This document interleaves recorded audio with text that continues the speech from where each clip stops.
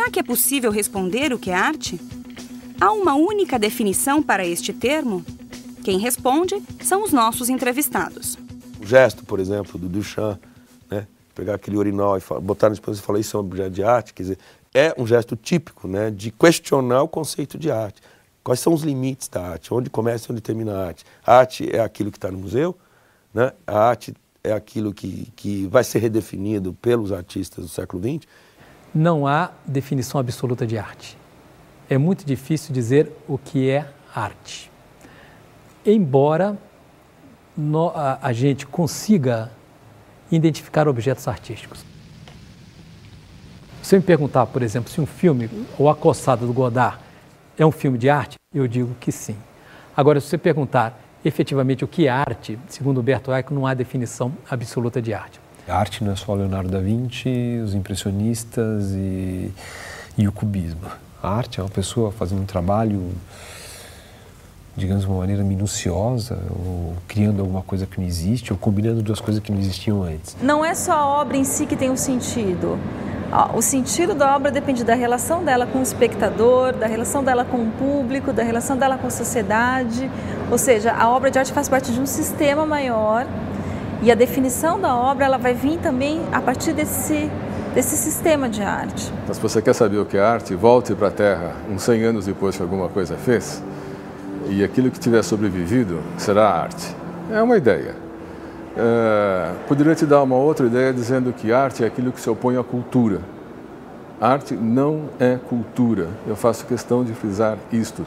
A cultura se repete. A cultura serve para a identificação, para o reconhecimento, para apaziguar, para acolher as pessoas, para fazê-las sentir-as confortável. A arte na nossa sociedade ocidental, sobretudo a partir da modernidade contemporânea, é feito para tirar o tapete debaixo do pé das pessoas, para desestabilizar, para provocar o espanto, a dúvida. Então são funções completamente diferentes. Il y a la culture qui est de la règle. Il y a l'exception qui est de l'art. Tous disent la règle, cigarette, ordinateur, t-shirt, télévision, tourisme, guerre. Personne ne dit l'exception. Cela ne se dit pas, cela s'écrit. Flaubert, Dostoïevski, cela se compose, Gershwin, Mozart, cela se peint, Cézanne, Vermeer, cela s'enregistre, Antonioni, Vigo. O cinema, para ser arte, também precisa trazer questões novas e desestabilizar? Não tem a menor dúvida, não é? A maior parte do cinema que a gente consome hoje, os filmes comerciais, são todos reproduções, atualizações da literatura do século XIX. No fundo é isso, não fazem mais do que filmar, digamos, romances. Alguns filmes filmam mais literalmente, como os ingleses, outros menos literalmente, mas fazem isso. Ao lado disso, existe um cinema que o tempo inteirinho se furta a você. À cause du rôle primordial qu'elle joue dans l'organisation. O Godard, ao longo de uma narrativa, coloca, por exemplo, espaços negros. Acaba a imagem e fica um tempo negro, o quadro. Isso um filme americano, de comercial, jamais se permitiria fazer. Nenhum produtor deixa que isso aconteça. O filme americano tem que vir no começo, meio e fim, ele tem que pegar você e conduzir você daqui para cá. Filmes como o Godard te dão uma liberdade de pensar.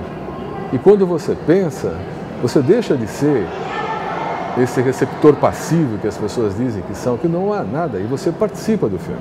Então é perfeitamente possível, sim, existir um cinema de arte dentro da indústria cinematográfica. Un des 4 moments de l'amour. L'Église marche avec le temps. Comment rendrait-elle aux pauvres qui sont les héritiers légitimes de Dieu un royaume qui n'est pas de ce monde? O Godard é um cineasta inovador. Da Nouvelle Vague, talvez foi ele que levou essa experimentação da linguagem cinematográfica mais longe, não é isso?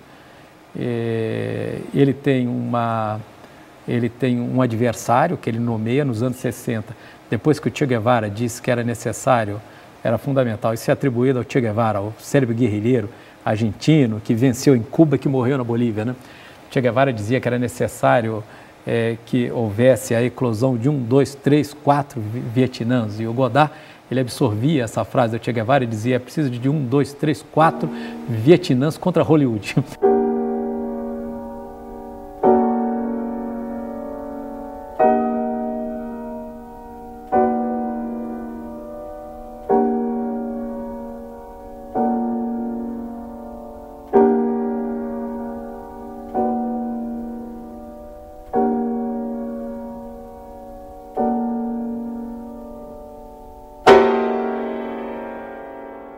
Quer dizer, contra a linguagem comercial do cinema de Hollywood. Quer dizer, uma visão do cinema efetivamente mais problematizado, com mais inovações, mais invenções de linguagem e tal.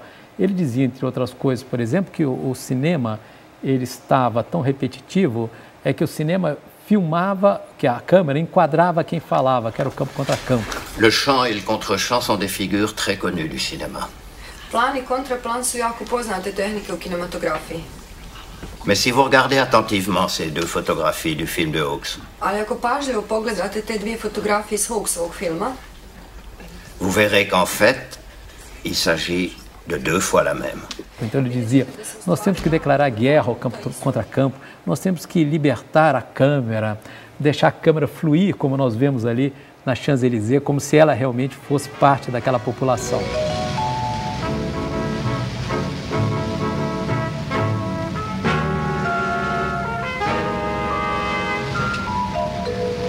Então, uma série de procedimentos, de movimentos de câmeras, de corte, de filmando em locação, por exemplo, isso não é estúdio, né? Isso é a própria cidade de Paris, efetivamente, que está sendo filmada. Agora, eles como eles são os jovens da Nouvelle Vague, os jovens revolucionários da Nouvelle Vague, desse movimento do cinema francês no final dos anos 50 e dos anos 60, eles foram todos grandes cinéfilos.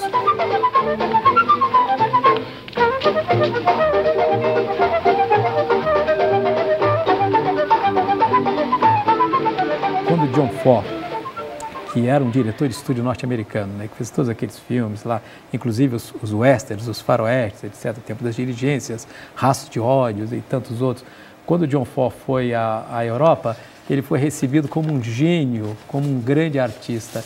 Ele levou um susto, porque nos Estados Unidos ele era simplesmente empregado dos estúdios. Ele não era considerado um grande artista. Então, esse pessoal da Nouvelle Vague, que fala dos Vietnãs contra Hollywood, eles adoravam também muitos filmes feitos nos Estados Unidos e absorviam aquela linguagem e transformava, se referia a elas, fazia citação. É também muito um filme se referindo a outros filmes, que é uma característica das manifestações artísticas vanguardistas, né, isso do século XX. Je vous présente ma femme, Camille. Enchanté, madame. Fritz Lang, vérité. Bonjour, monsieur. Tu sais, c'est lui qui a fait le western avec Marlène Dietrich qu'on a vu vendredi soir. Ah oui, c'est formidable. Moi, j'aime mieux M. Le Maudit? Oui. On l'a vu l'autre jour à la télévision. Moi, j'ai beaucoup aimé. Merci bien. C'est bien demandé. Nenhuma pessoa ligada ao meio do cinema nos Estados Unidos vai se referir ao cinema como cultura. Quem se refere ao cinema como cultura são países do sul, se você quiser, ou antigamente se chamava da periferia, da margem, não é? Que usam o instrumento cinema como forma de cultura, efetivamente. Mas lá é bom a gente ter claro isso, quer dizer, é reconhecido e admitido que a indústria, isso significa que não há nenhuma tendência, nenhuma pretensão a que ele seja mais do que isso. A gente vê essa pretensão em outros lugares. Isso não impede que exista cinema de massa, digamos, cinema industrial, que é aquele produto igual, feito com receita. A gente conhece isso, conhece essas receitas, né? Um filminho policial americano, o que tem que ter? Tem que ter um detetive branco, um detetive preto, não é? Ou então um detetive branco e um asiático. São receitas. E o detetive tem que ter um chefe com o qual ele discute, porque assim ele mostra como o americano se rebela contra a autoridade, não segue a autoridade, tem espírito de iniciativa.